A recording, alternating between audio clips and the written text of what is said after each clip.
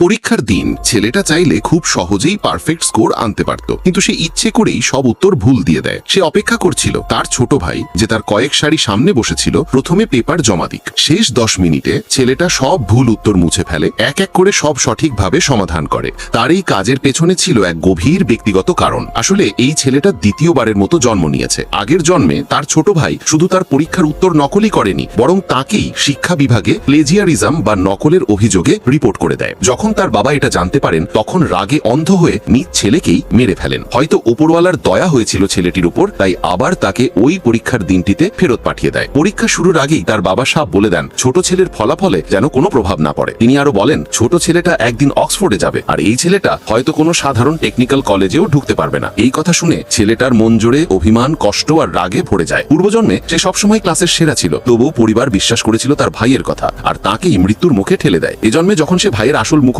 দেখে, তখন কোনো কথা না বলে এক চর কষিয়ে দেয়। বাবা তখন ছোট ছেলেকে বাঁচাতে এগিয়ে আসেন, কিন্তু বড় ছেলে স্পষ্ট জানিয়ে দেয় সে আর এই সম্পর্কগুলোতে বিশ্বাস রাখতে চায় না। এমনকি সে পরীক্ষা না দেওয়ার কথাও বলে ফেলে। এই কথা শোনার পর ভাইয়ের মুখই বদলে যায়। তখনই ছেলেটা বুঝে যায় নিশ্চয়ই ভাই আবার কোনো ফাঁদ পাচ্ছে। সত্যি জানার জন্য সে পরীক্ষা দেবে ঠিক করে, আর প্রতিজ্ঞা করে এবার ভাইয়ের চাল আর সফল হবে না। সে শিক্ষককে অনুরোধ করে নিজের সিট বদলে নেয়, যাতে ভাইয়ের সামনে বসতে পারে, কারণ সে জানতো সামনের ও পেছনের প্রশ্নপত্র আলাদা হয়। সব ঠিকঠাক মতোই হলো। সে দ্রুত নিজের পেপার শেষ করে ফেলে, কিন্তু ভাই তখন খুবই অস্থির। ছেলেটা যখন পেপার জমা দিতে যায়, হঠাৎ ভাই দৌড়ে এসে তার পেপার দেখে ফেলে। অবাক হয়ে যায় ছেলেটা, কারণ প্রশ্ন তো একই, এমনকি উত্তরও। তখন সে জানতে পারে ভাই নিজের টাইপ বি পেপারটা ভিজিয়ে ফেলেছে, যাতে সুপারভাইজার তাকে টাইপ এ পেপার দেয়, যেটা ছিল বড় ভাইয়ের টাইপ। এবার অন্য পরীক্ষায় ছেলেটা ক্লাসের একদম কোনায় গিয়ে বসে, যাতে ভাই দূর থেকেও কিছু বুঝতে না পারে। সে নিজের তৈরি এক নতুন পদ্ধতিতে শেষ প্রশ্নের উত্তর দেয়, কিন্তু ভাই আবার আগে পৌঁছে যায় আর শিক্ষককে দেখায় ওই কঠিন প্রশ্নের সমাধান শুধু সেই করেছে। ছেলেটা হতবাক, সে আবার নিজের উত্তর বদলে দেয়। তবুও যখন দাঁড়ায়, দেখে ভাইয়ের পেপারে একদম হুবহু একই জিনিস। এবার সন্দেহ গাঢ় হয়, কেউ কি ওকে গুপ্তচর নজরে দেখছে। সে নিজের কলম পর্যন্ত চেক করে ক্যামেরা আছে কিনা, কিন্তু কিছুই পায় না। তখন সে সিদ্ধান্ত নেয় এবার আর কোনো সুযোগ সে ভাইকে দেবে না। পরের পরীক্ষায় ভাই দেখে ছেলেটা কিছু লিখছে না। তখন সে